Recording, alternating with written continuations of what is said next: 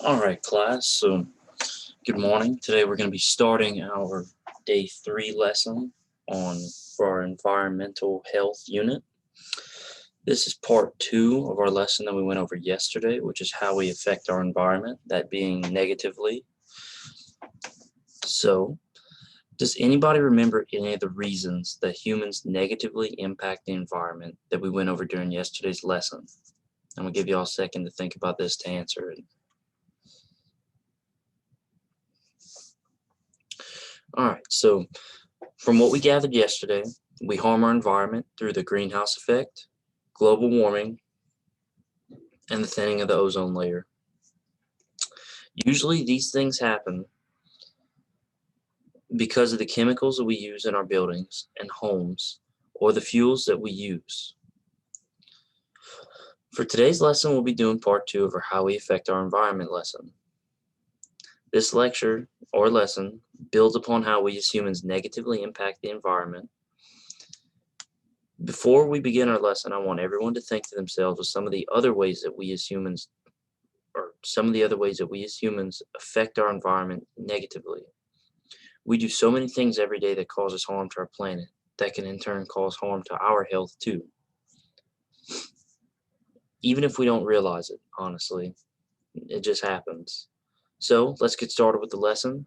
Remember, got to keep taking notes, keep paying attention, and keep studying hard, because we've got a 20-question quiz at the end of the week, and I want everybody to do well on it, so make sure to be prepared for it.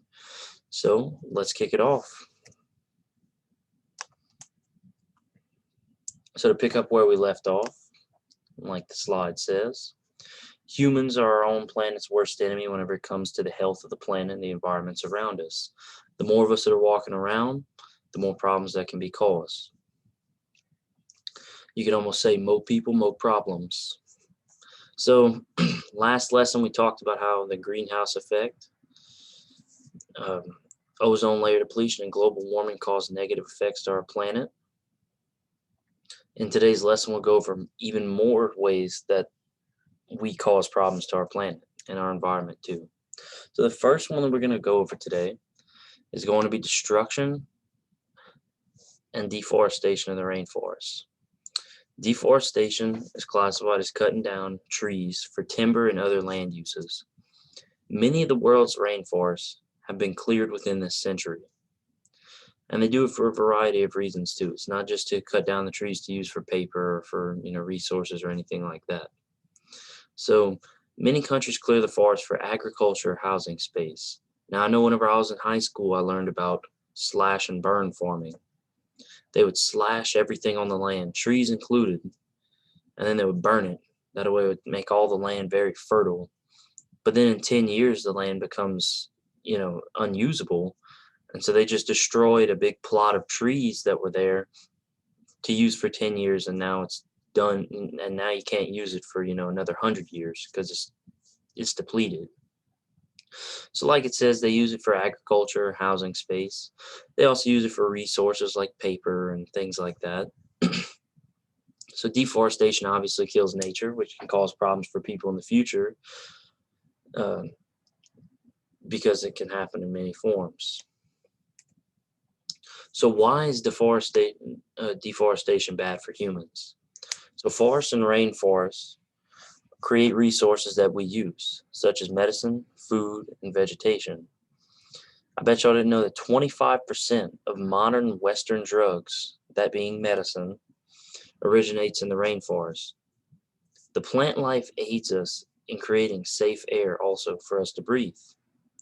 So if we think about that, less forest means less safe and clean air to breathe.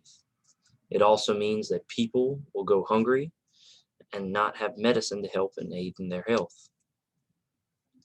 So right here we have a couple of graphics that show deforestation. If we look at this one right here, 15% of trees on the earth were taken away in 1950. In 2000, 52% of all trees were cut down. So at that rate, being in 2050, if I had to guess on it, 52 minus 15 would be 37. That would mean that by 2050, if we're going at the same rate, we would have 89% of all trees gone. And we have barely any nature left because they're just cutting it down and we're not stopping it. For this graphic right here, look at how little is left of the Amazon rainforest in square kilometers. So this is 4,000,001 or 4,001,600 kilometers squared of rainforest. In 2018, there was 3,307,949 square kilometers of forest. So that means, let's just say by 2050, there'll probably be 2,500,000 kilometers squared left of rainforest. So they're cutting it down faster than they can bring it back up, and it's not good. It's going to cause huge problems for us in the future if we don't address this. So for this slide right here, we're going to go over some of the things that the rainforest produces. All the coffee that you drink comes from the rainforest. All your vanilla, your sugar, your rice, your chocolate too. Chocolate is actually grown on a plant, cacao. You have coconuts, all these different things that we use in our everyday lives. I can tell you right now, many of you use at least rice, sugar, coffee, and probably cola every day. If I had to bet on it, every single day. And if the rainforest ceased to exist, then that means we don't have these anymore. And these are staples for a lot of people in their diets. This is a big deal. So we don't want to sit there and lose out on all the food that we could have because we're just destroying it. So we have to be smarter in the future whenever it comes down to how we're going to go about cutting down trees. Maybe it'd be a better idea if we cut down one tree to plant two right after. That way, yeah, you are taking it away, but you're also adding in more to be able to take away in the future. We'll also have another graphic right here talking about how tropical rainforests are the medicine cabinet of the world and for the United States. Cortisone, I know a lot of people use cortisone for mosquito bites and stuff. And I know I use cortisone a lot, so if we didn't have that, then that wouldn't be good. We also have, let's see, Novocaine. Yeah, Novocaine's an anesthetic. That's very important. So what's crazy is they talk about down here, 1 to 2% of the rainforest is diminishing each year. And that's just a rate that shouldn't be happening. Because at this rate, like I said, 2050, what happens whenever we get to the year 2100, or 2200? The rainforest might be gone.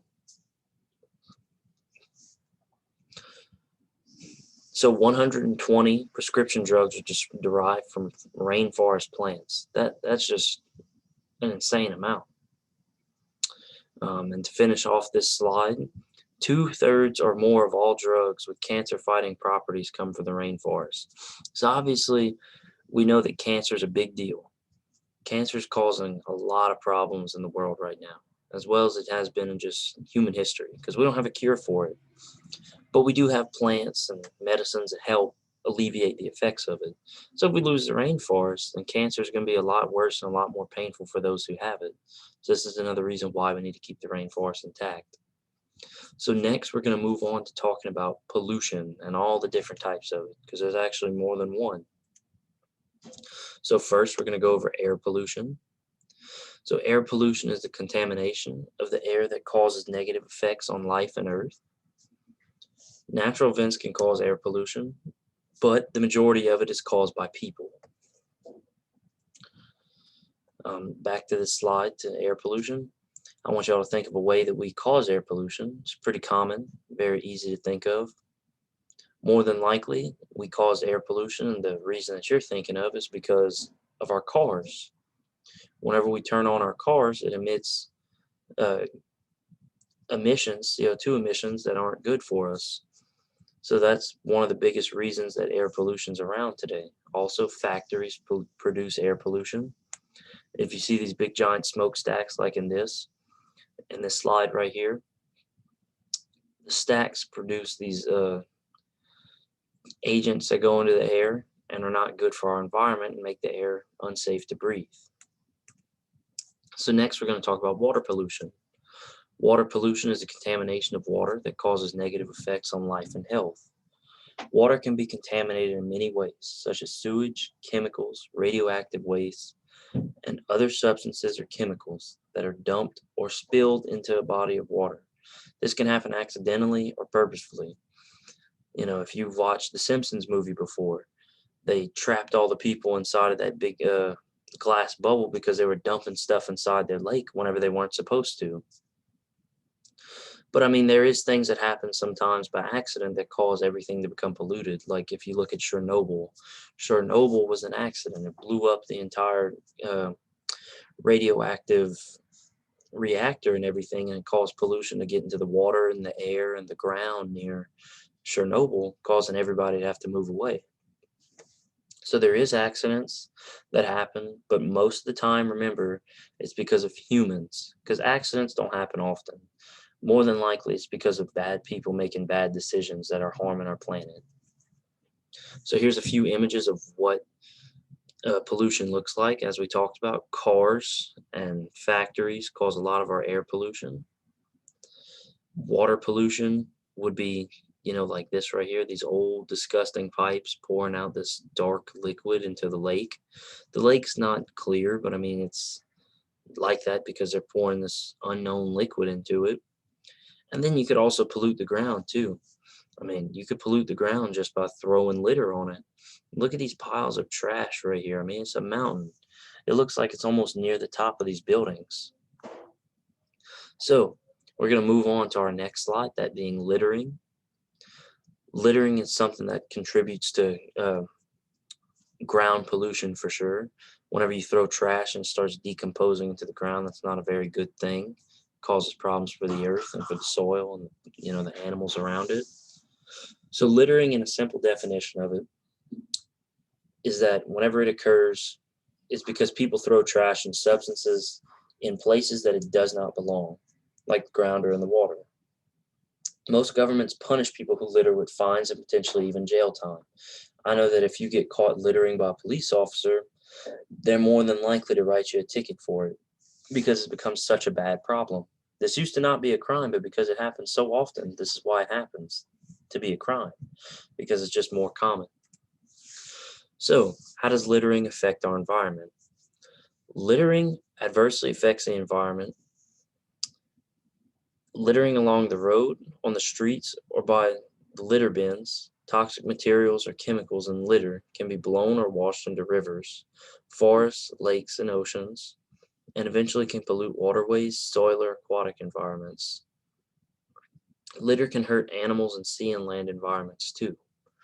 If you've ever seen those pictures of the turtles that have, these six-pack. Have you ever seen a six-pack of Coke? They have the little plastic rings. Well, you see like these fish and these turtles and seals and stuff that have these like plastic rings around them because it got around their head as a baby. Then they started growing and it caused bad things to happen. The skin would overlap and it would infect them and kill them and stuff like that. So it's not good. Here's a few pictures that show exactly how littering affects the land and the animals too. I mean, look, this poor bird's trying to eat a chip bag. Which will definitely cause it harm and digestion. Here's people littering and just throwing stuff into the ocean. There's just piles of litter in foreign countries. And right here, like I talked about earlier, the six-pack ring, it obviously got around this turtle's body at some point whenever it was a baby. And so then it started to grow, and this couldn't get off of it, so it made the shell all deformed. And now it's probably going to cause the turtle problems because all of its internal organs are inside that shell. So they're all squeezed up together and it's going to cause it harm because it's not living a normal life. So for our second activity of today, we're going to move into talking or to doing a pollution video. We have it on YouTube. I have it already pulled up. So let's get that started. Just got to get through this ad first, guys. Grammarly can help. This sentence is grammatically correct.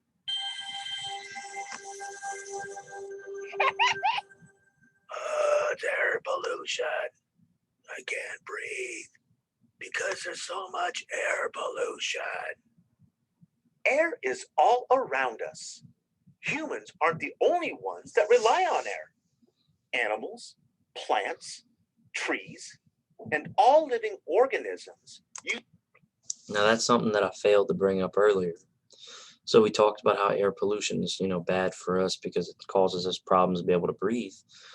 And we talked about how deforestation destroys plants. Well, deforestation is the only thing that's going to destroy plants and wildlife.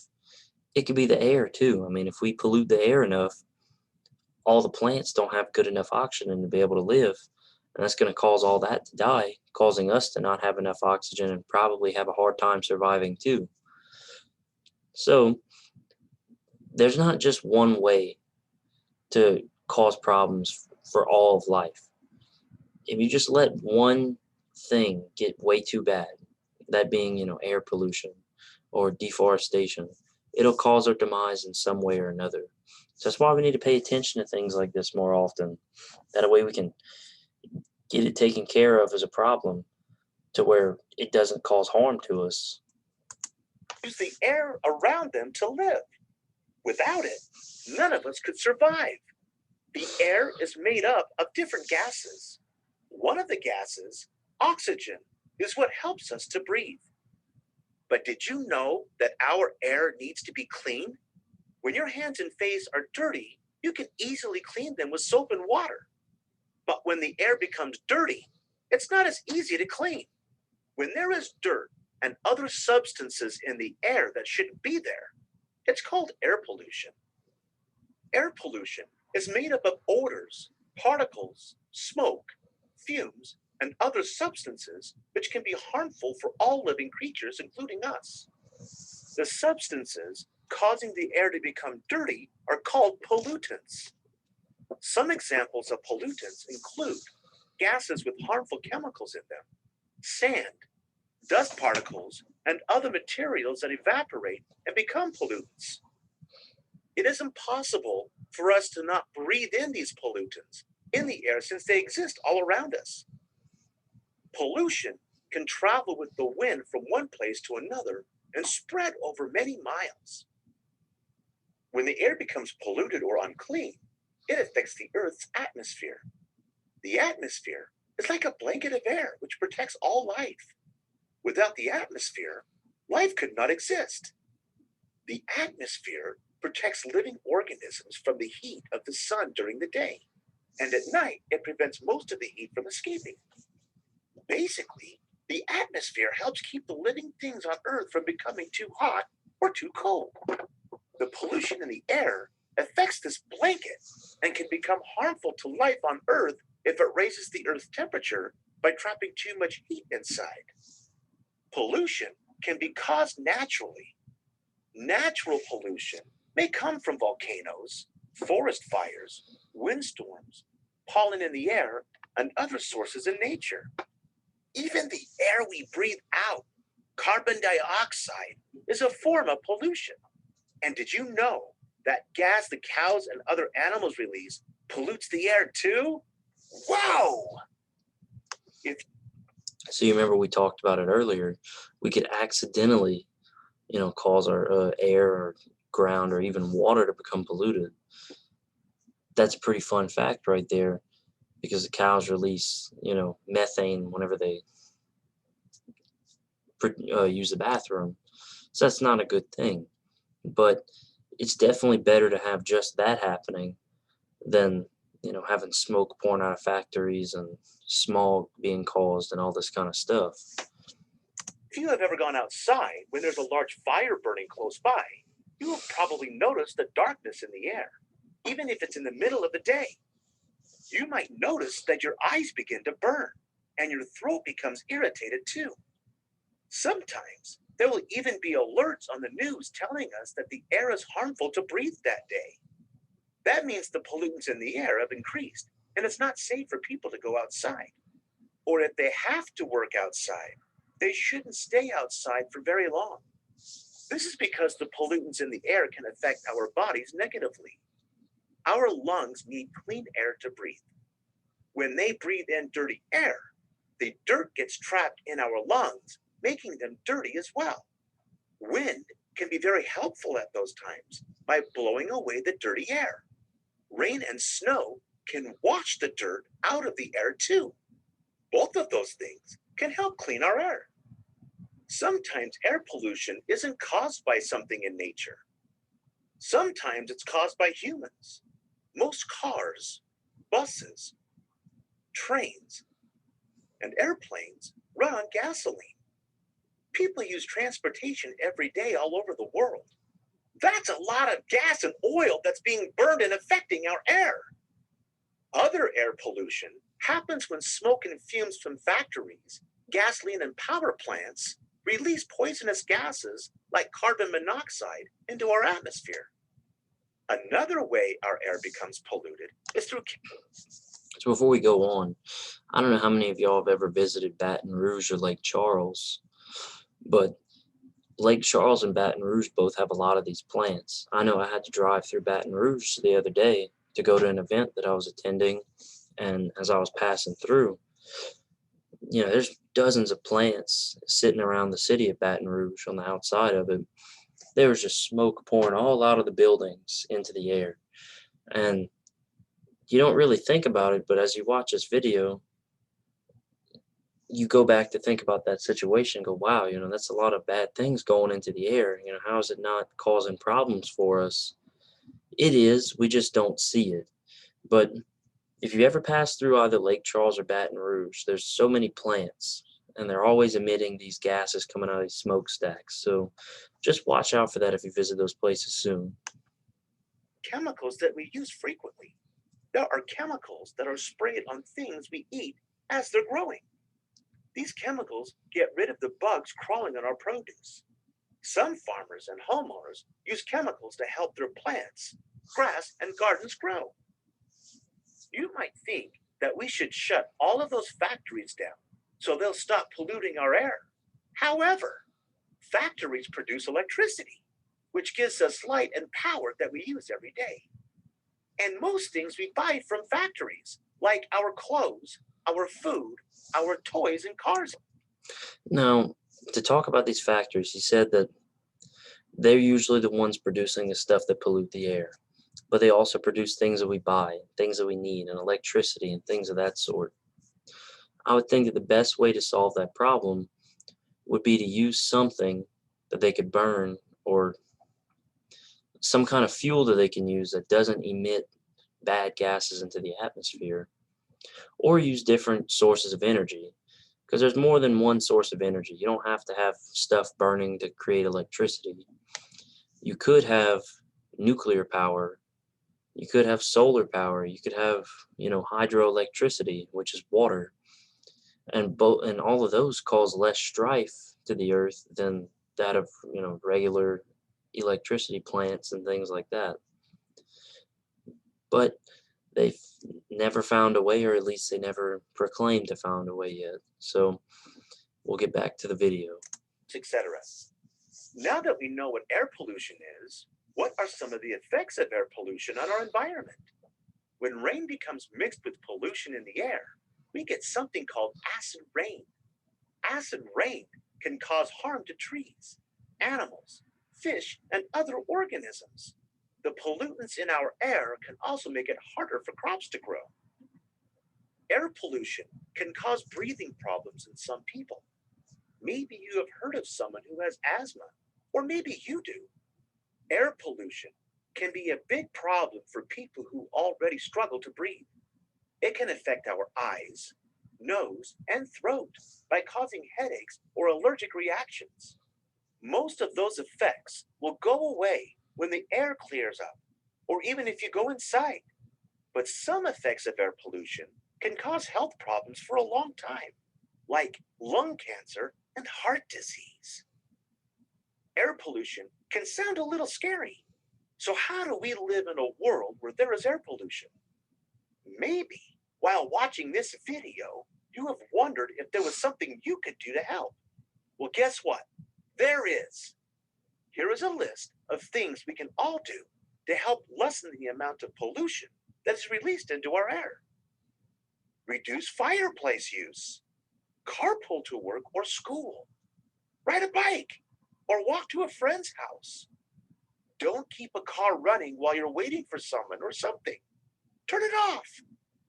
And don't smoke. Plant a tree. All of us want clean air, but we all have to do our part to have it. Thanks for watching. Be sure to subscribe. All right, so let's go back to our lesson here, guys. So to get to the end of the lesson, I have a few questions, just like yesterday's lesson, that I'm going to ask, give y'all a chance to answer, and then I'll tell y'all the answer and see if y'all are correct. So the first question of the day is, what are 3 positive ways that keeping the environment safe affects everyone's health?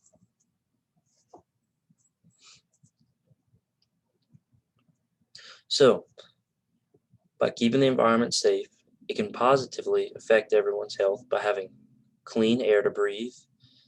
We can have safe water, safe soil to farm with, and we have better or higher self-esteem, meaning that we're happy because the earth is in a better shape and it's healthy. So if we have a healthy planet, in turn, we're generally more happy about it. So the second question, what is one strategy that allows students to reduce littering?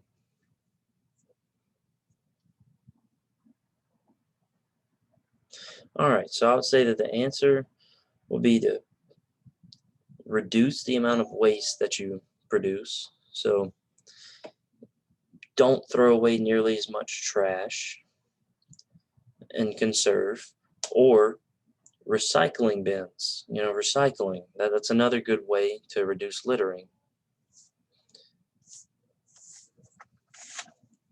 All right, so for the third question,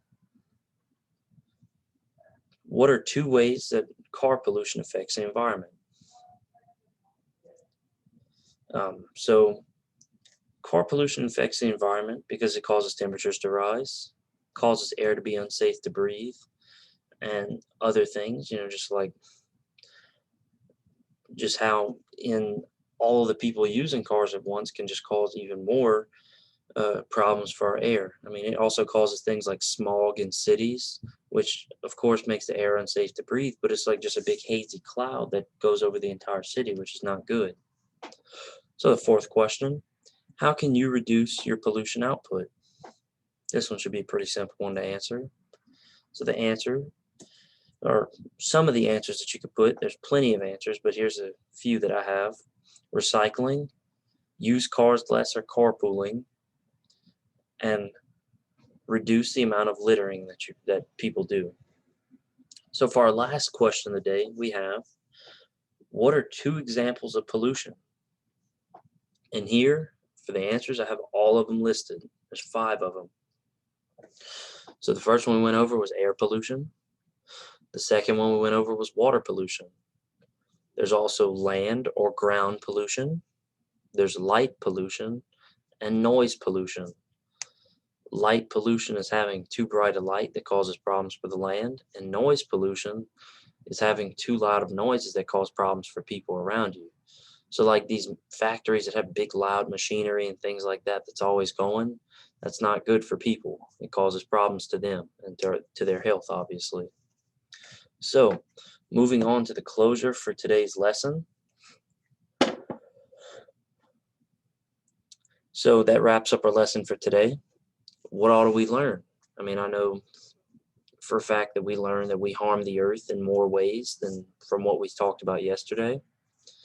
So if we ignore simple tasks like not recycling in recycling bins, throwing trash in trash cans, or wasting the earth's resources, it can cause problems to our planet. So can anybody name any other strategies that they would use to keep the earth's environment healthy that was not included in today or yesterday's lesson? We've went over, uh, reduce, reuse, recycle, uh, conserving energy, not driving, going green, planting trees. There's plenty of things that we can do. But if y'all can think of some, I want y'all to think of that, because tomorrow's lesson we're going to be going over is going to be about strategies that we can use to help prevent our earth and our environment from causing problems due to, uh, bad things like littering and stuff like that. So the library at school or in town should have more resources that can help us learn about pollution, deforestation, and littering. Remember, as I said yesterday, we can use .gov or .org sites. Those are the best and quickest way to get information about these kinds of things. We can make changes to our planet by making small changes in our lives too. Ride a bike to school or walk to places that are nearby instead of driving can help prevent the air from becoming polluted and the earth to be healthier. Use solar power or other sources of clean energy. That way the earth is in better shape. We can recycle regularly and throw trash in trash cans. All of us in our class can make a big difference to the environment by adopting a couple of these safe practices and keeping the earth safe too. You can also talk others into joining you on this mission. Come up with a few simple tasks like stated earlier and encourage others to do like you are. So tomorrow we will change direction and go from the negative to the positive. We'll learn about how we can save the earth's environment instead of harming it. Remember that we have a quiz at the end of the week, so we want to make sure to study hard and to keep taking notes. That way we're well prepared for this test or this quiz. And everybody have a great remainder of your day.